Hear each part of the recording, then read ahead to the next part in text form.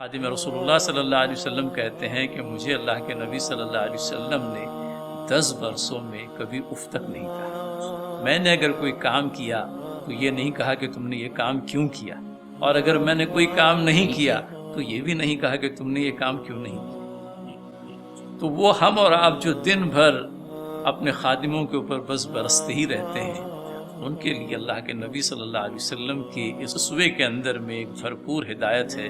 रब ताला मुझे भी, हमारे सुनने वालों को भी अपने अमाल की तसहीह करने की तौफीक दे। मोइन भाई, लोग आए आयशा रज़ियल्लाहु ताला के पास में पूछने लगे कि आप सल्लल्लाहु अलैहि वसल्लम के अखलाक कैसे थे। तो हज़रत आयशा रज़ियल्लाहु ताला अन्हा ने बहुत प्यारा और बहुत जामे जवाब दिया, क्या तुमने कुरान नहीं पढ़ा? काना खुल्कुहु कुरान, कि आप सल्लल्लाहु अलैहि वसल्लम का अखलाक कुरान था। कहने का मकसद ये था कि आप सल्लल्लाहु अलैहि वसल्लम की ज़ात गिरामी कुरान मजीद की चलती फिरती तफसीर थी।